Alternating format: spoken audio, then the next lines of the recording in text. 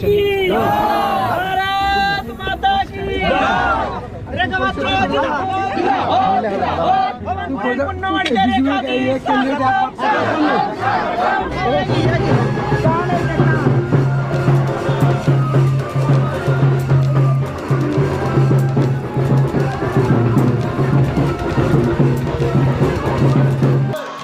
আজকে দেখুন এই লোকসভার লড়াই,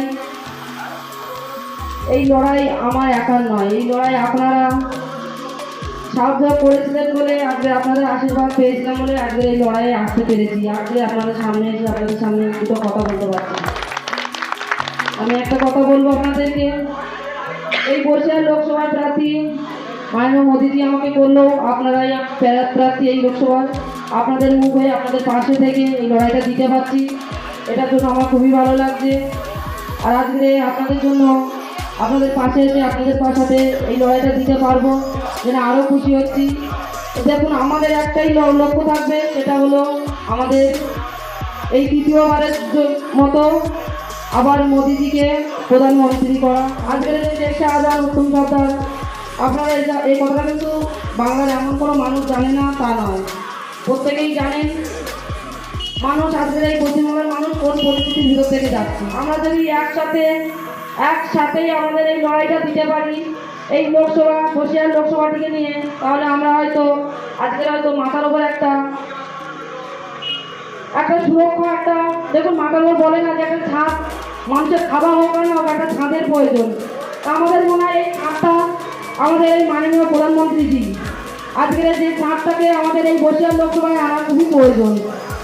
তাই আসুন আমরা একসাথে এই লোকসভা লড়ে আমরা এই লোকসভাটিকে আজকে প্রধানমন্ত্রীজিকে উপহার হিসেবে দিই।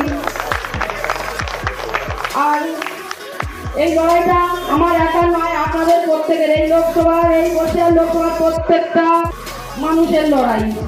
তাই আপনাদের কাছে একটাই আমার আবেদন, আপনারা এই লড়াই আমার পাশে থাকবেন তো?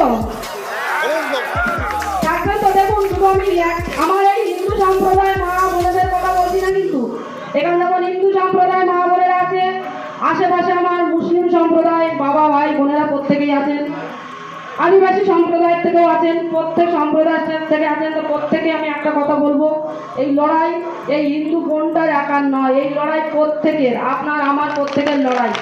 আমি চাইবো এই লড়াই আমরা প্রত্যেকে একসাথে মিলেই লড়াইটা দেব, যে লড়াইয়ের ভিতরে কোনো টিএমসি কোনো গুন্ডা বাহিনী থাকবে না, আর না থাকবে কোনো শেখ শাহজাহান, না থাকবে উত্তম সর্দার, আর না থাকবে এই শিবু হাজরা পোশাক। আর তারপরে আছে একজন, দেখুন বললে হয়তো আমার মুসলিম সম্প্রদায় বাবা ভাইরা রাগ করেন, কিন্তু আমি বলবো না, ওনাদের মনে কষ্ট দেওয়া মানে আমার নিজেকেও ছোট হওয়া। আমি একটাই কথা বলবো, এই হাজী নজরুল ইসলামটা বললাম না, কেননা এই ইসলামটা ওনাকে বলা মানে ভগবানের জায়গায় বসানো, উনি তো ভগবানের জায়গায় কখনোই বসানো যায় না। ভগবান আপনারাই, এই যারা এই যে অন্ধকারে বসে একটা গরিব ঘরের একটা মেয়ে, একটা বোন, একটা বোন, আরো